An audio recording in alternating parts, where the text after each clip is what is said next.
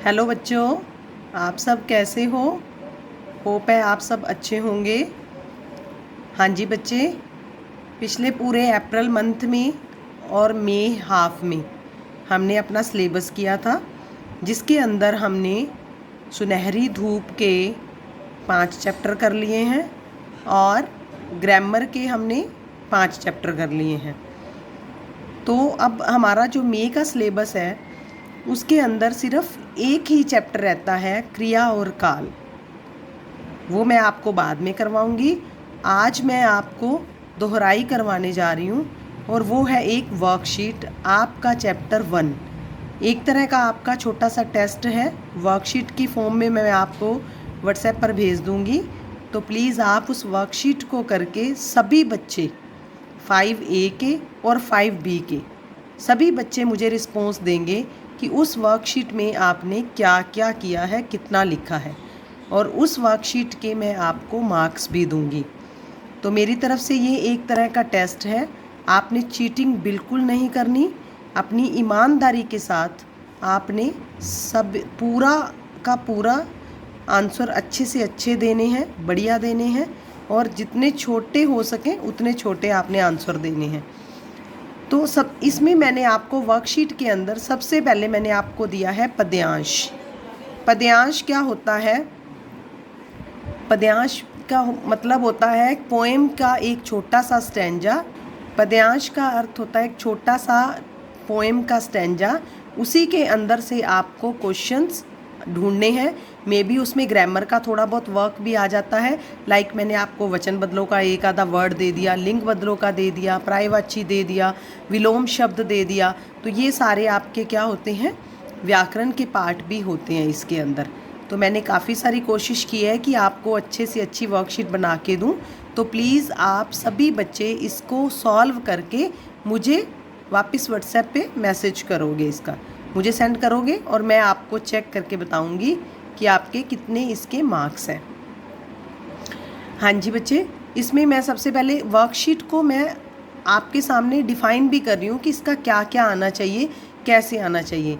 सबसे पहले है दिए गए पद्यांश के आधार पर पूछे गए प्रश्नों के उत्तर लिखो। आपको एक स्टैंजा दिया गया है, वो आपकी पोएम में से ही है।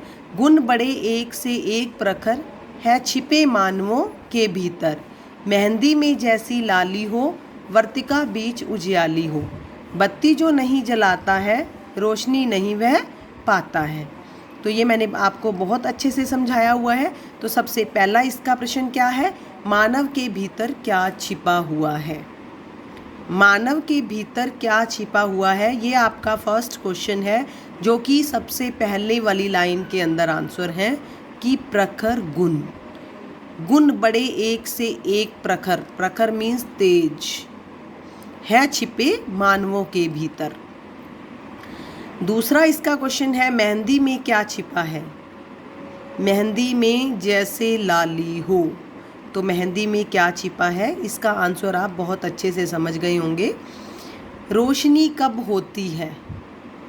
रोशनी कब होती है, आपकी पोएम के स्टैंजे के अंदर दिया है कि बत्ती जो नहीं जलाता है रोशनी नहीं वह पाता है। अब इसको नेगेटिव से पॉजिटिव की तरफ लेके जाओ कि बत्ती जो जलाता है रोशनी वही पाता है। तो इसका अर्थ क्या हो गया, रोशनी किनको मिलती है, जो बत्ती जलाते हैं। रोशनी कब होती है, जब बत्ती जगती है। तो इसका आंसर आप बड़े अच्छे से समझ गए होंगे कि इसका आंसर क्या आना चाहिए। उसके बाद इसका जो नेक्स्ट क्वेश्चन है, फोर्थ क्वेश्चन, प्र उपसर्ग के प्रयोग वाला शब्द पद्यांश से चुनकर लिखो। प्र से, वेरी इजी, आप पूरे स्टैंजे को अच्छे से पढ़ोगे तो इसमें आपको बड़ी अच्छे से समझ आ रहा है,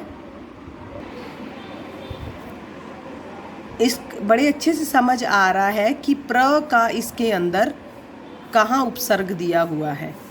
नेक्स्ट है आपका बच्चे, दिए गए शब्दों के विलोम शब्द पद्यांश से चुनकर लिखो।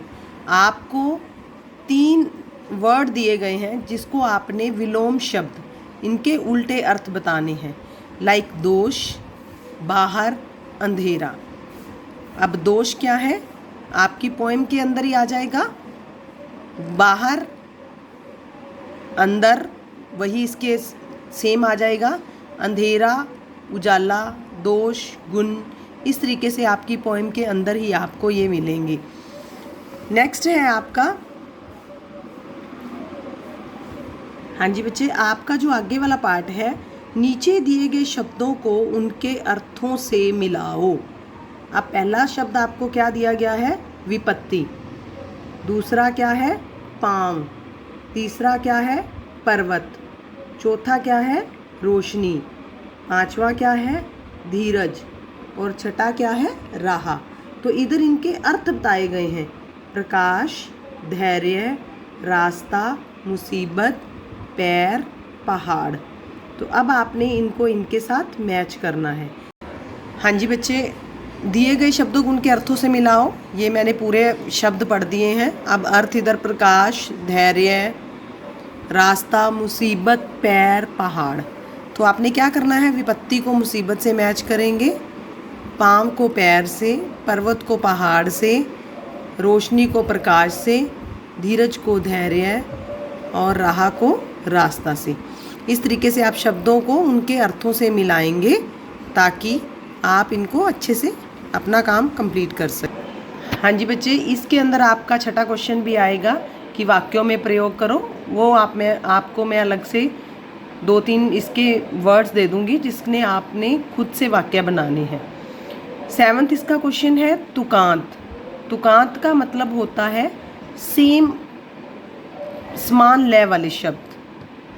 समान लय, जग, मग, पीछे जैसे ग आ जाए, तो इस तरीके से समान लय वाले तुकांत का अर्थ ही यही होता है। तो आपने इनसे मिलते जुलते शब्द कहाँ से लेने हैं? पोएम में से, जो आपको मैंने एक स्टैंजा दिया है उसी के अंदर से आपने तुकांत शब्द लेते हुए साथ में यहाँ सामने लिखने हैं। लाइक मैंने लगाते लिख दिया है, तो लगाते का साथ में सामने से जगाते आ जाए तो जगाते लिख देना है, इस तरीके से। तो ये आप अपने आप बहुत इजीली कर सकते हो बच्चे। नेक्स्ट क्वेश्चन नंबर है 8। उचित शब्द पर सही का चिन्ह लगाइए। तो डैश नहीं विचलित होते, किसान, सूरमा, कायर। तो आप अपने पोएम के अकॉर्डिंग इसका आंसर दोगे कि कौन विचलित नहीं होते। सेकंड है डैश पानी बन जाता है, बर्फ़ पानी बन जाता है, पत्थर पानी बन जाता है, भाप पानी बन जाता है। ये भी आपकी पोएम से रिलेटेड है, तो आपने पोएम रीड कर रखी है, उसी से रिलेटेड आप इसका आंसर दे सकते हो। ग पार्ट है डैश में जैसे लाली हो। तो इसके अंदर किस में लाली बताई गई है? तो वो आप इजीली पोएम पढ़ के उसमें बता सकते हो। मेहंदी, गुलाब, गुलाल। तो जिसमें मेहंदी आपके, जिसमें पोएम में जो भी आपका आंसर दिया गया है आप उसी के अकॉर्डिंग यहाँ आंसर अपना राइट कर लोगे और अपनी वर्कशीट को कंप्लीट करोगे। ऑलमोस्ट मैंने साथ साथ थोड़े बहुत आंसर भी बताए हैं ताकि आप कंफ्यूज नहीं हो। अपने आप से करने हैं, चीटिंग नहीं करनी है। मैं बार बार यही आपको कह रही हूँ कि आप चीटिंग नहीं करोगे, अपने अकॉर्डिंग इसके आंसर्स दोगे ताकि आपकी एक पोएम की जो चैप्टर 1 है सुनहरी धूप का, उसकी रिवीजन हो सके अच्छे से। अगर आपके चैप्टर की रिवीजन करवाऊंगी तो आपकी तैयारी साथ साथ हो जाएगी। जब हमारे पेपर होंगे तो आपको कहीं कोई मुश्किल नहीं आएगी, कोई दिक्कत नहीं आएगी, आप इजीली इसको लर्न कर सकते हो। हाँ जी बच्चे, जो मेरी नेक्स्ट वीडियो आएगी वो मैं आपको इसी का ही चैप्टर 2 आपका जो आएगा सुनहरी धूप का, उसको रीड करके उसके बारे में कुछ बताऊंगी और उसी से रिलेटेड एक वर्कशीट और दूंगी। इस तरीके से 2 वर्कशीट हो जाएंगी हमारी सुनहरी धूप से और 2 वर्कशीट मैं आपको ग्रामर की दूंगी। ग्रामर का भी आप चैप्टर अच्छे से रीड करोगे और तब उसके क्वेश्चंस के आप आंसर दोगे। और ये आपके लिए एक चैलेंज है। मैं देखती हूँ कौन सा बच्चा कितना अच्छा करता है और कितने अच्छे मार्क्स लेता है। अभी मैं आपसे मिल तो नहीं सकती, लेकिन फिर भी इतना मुझे बहुत अच्छा लगेगा जब आप मुझे अपना ये वर्कशीट वापस सेंड करोगे करके, और मैं आपको आपके मार्क्स बताऊंगी कि मेरे बच्चे के मार्क्स इतने इतने आए हैं। तो मुझे बहुत खुशी होगी ये बताने में कि बच्चों ने बहुत अच्छा रिस्पॉन्स दिया है। तो हाँ जी बच्चे, अब मैं इसका एंड करने जा रही हूँ कि आपका जो वर्कशीट है वो ख़त्म हो गई है, बस इतनी ही है। इसकी PDF फाइल बना के मैं आपको कल आपकी क्लास ख़त्म होते ही इवनिंग तक दोपहर तक या इवनिंग तक मैं आपको भेज दूँगी व्हाट्सएप पे। बार बार मुझे मैसेज नहीं करोगे कि मैम भेज दो, सेंड मैम प्लीज़ सेंड, नहीं, मैं आपको अपने आप ही सेंड कर दूँगी PDF करके, और आप इसके आंसर्स मुझे भेज दोगे नीट एंड क्लीन राइटिंग के अंदर, ताकि मुझे आपके आंसर्स समझ आ सके कि आप कितना अच्छा लिख रहे हो, राइटिंग कितनी सुंदर कर रहे हो। तो इसके लिए आप अच्छे से जल्दी से आंसर देना, जल्दी जल्दी आपको रिज़ल्ट भी तैयार मिलेगा। धन्यवाद।